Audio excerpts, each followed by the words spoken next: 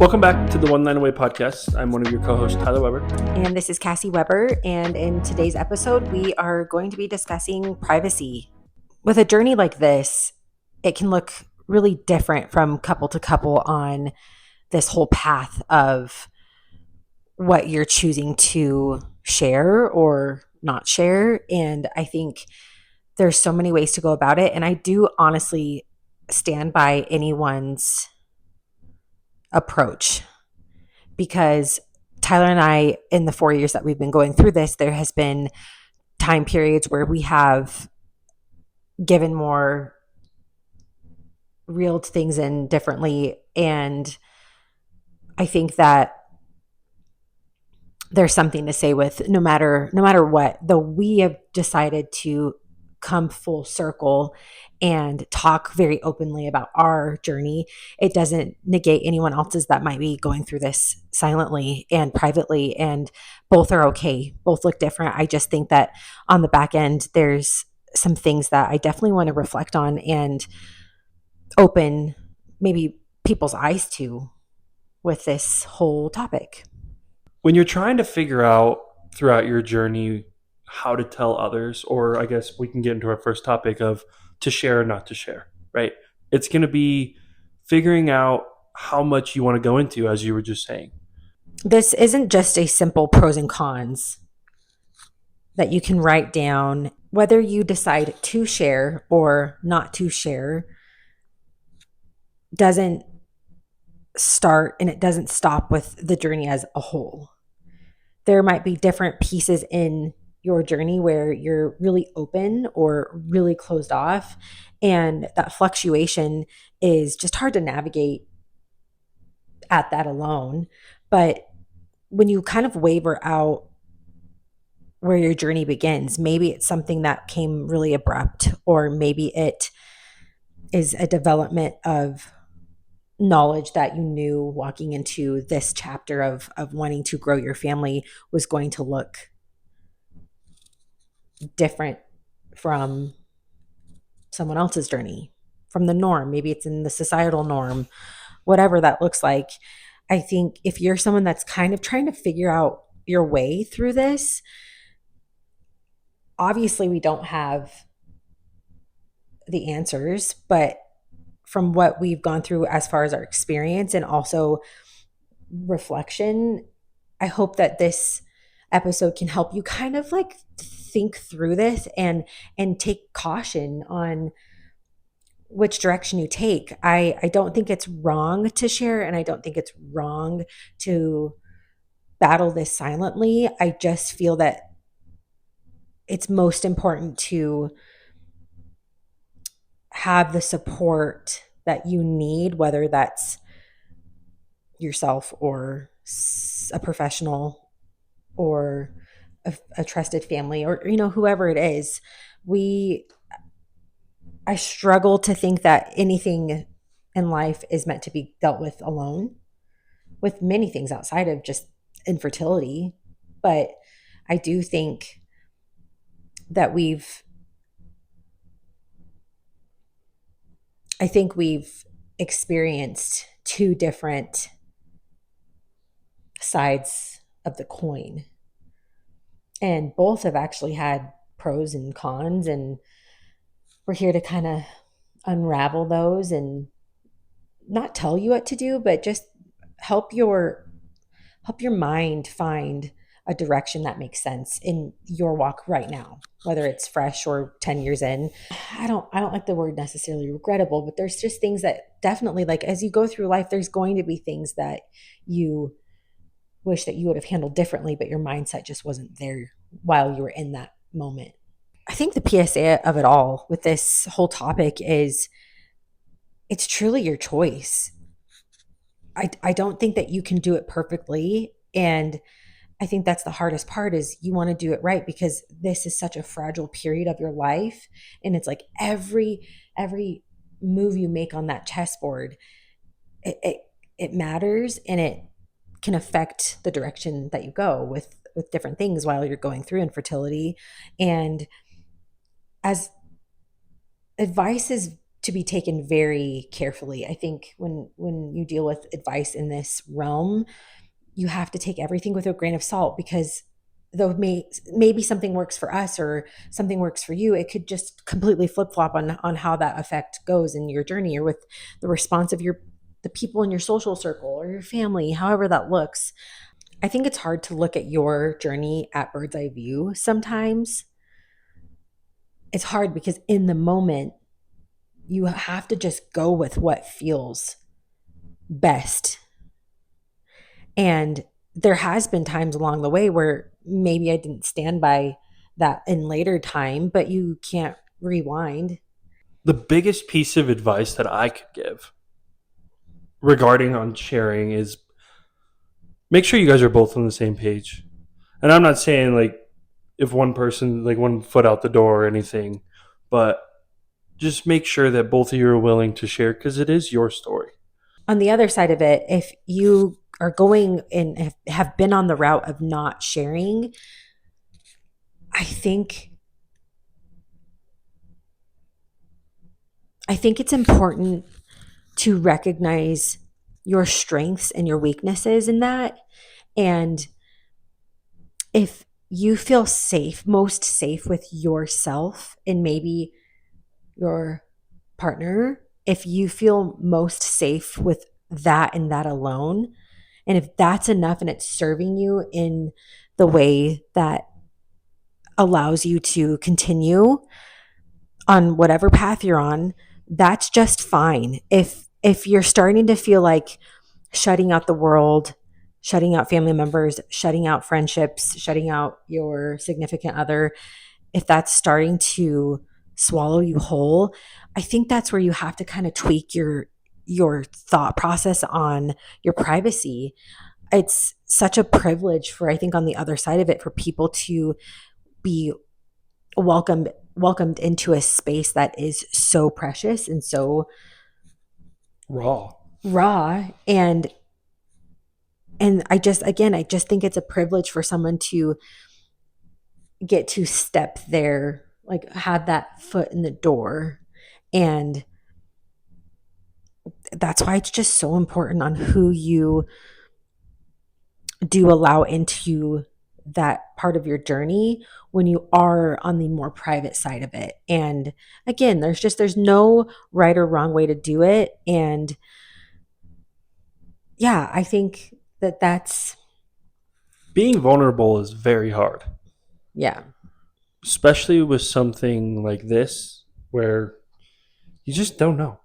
Hmm. When you're in our case and you don't have a reason why this is happening, or in many cases, they don't have a reason, or even if you do have a reason that it's not happening, it's still very difficult to be able to tell people. Yeah.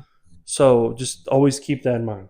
It got to the point in our journey where I felt like we were on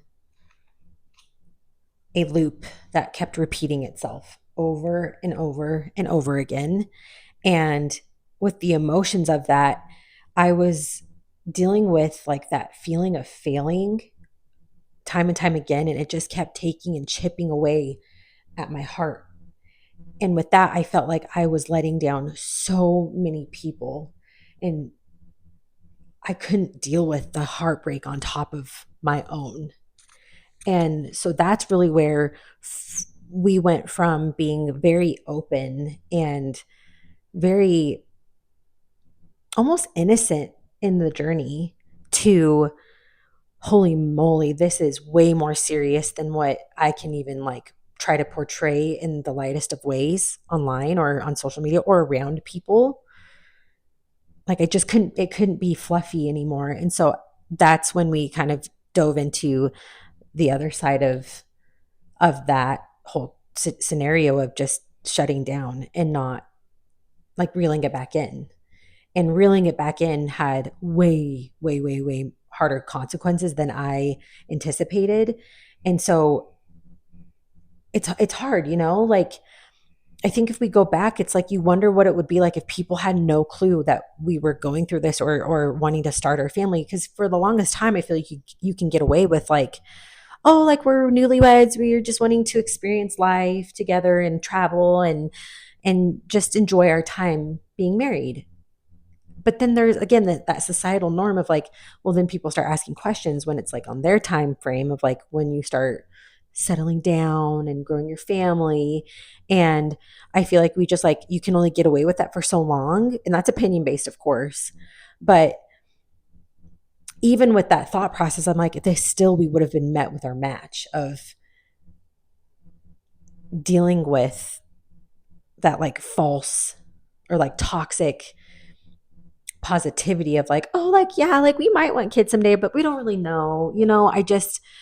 I think that no matter what, for us in our journey, we were going to have to face what we're facing because it, it wasn't cutesy anymore. I mean, I don't know how else to put it. Like, it just wasn't like, no biggie. Like, we're going to get through this. So, yeah. I feel like it reaches a point at that time when it's past that stage. From like my view, I don't know. It's kind of funny how this podcast kind of has brought it all the way around, especially in my point of view, because I didn't want stuff being shared, Hmm. and now I'm like, let's share everything. Yeah. So it's a complete 180. But And nothing's wrong with that either. no, I think that that's something to take from this too is there's nothing wrong with that, and it doesn't negate like you are allowed to, like, it is okay to shift what you are sharing. It just, I think it's good to be aware now looking at it of like weighing out the consequences that will come from that. And I hate to call them consequences, but they definitely seem so in our experience. mm, And you have to weigh out what feels, like the most that you can handle. Something that has driven us to our now is I'm so thankful to have found the information or had certain conversations. And that is what helps me. It helps me continue to stand by my word of, though vulnerability can be taken as a weakness, it can also be so powerful for not just a one-sided perspective. There can be a very fluid reward. And even to this day, there's things that do remain more private or more out in the open. But I think that we are just better now at recognizing what that looks like on the like what that outcome does or how it affects us. And I think we're just way more careful with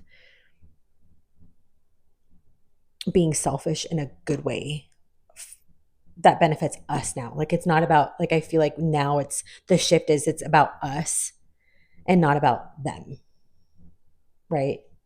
And so, yeah, it's so courageous. And that's something that makes me feel so worthy is being able to be that voice for the voiceless. And though we've made definitely like, missteps along the way,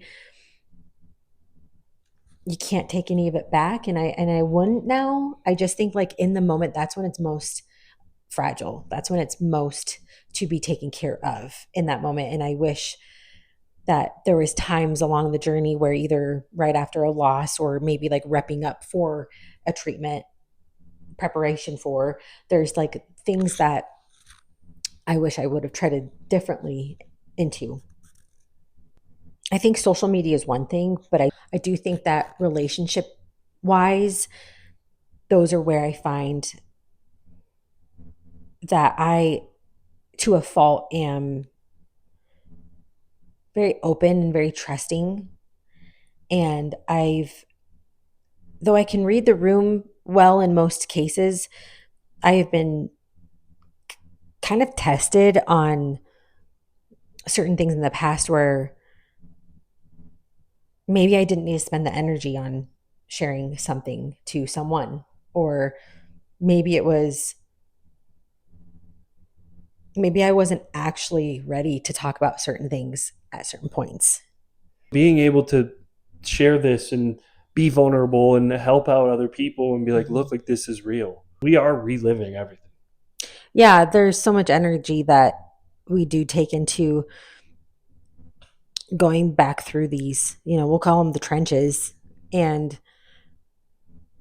it's it's both heartbreaking and it triggers so many emotions, but it helps see things in a different light, in a healthier mind. Like my mind is healthier, so I'm able to go through these conversations with a much better, like it's just safer for everyone, for It us. still hurts though. Absolutely, it does. If There's anything, it been hurts worse because it confirms.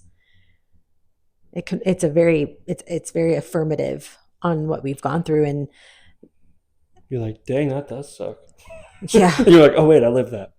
you're like, oh wait, that was that me? Wait, that was my story. Oh, okay. Yeah. Yeah, I think it hurts.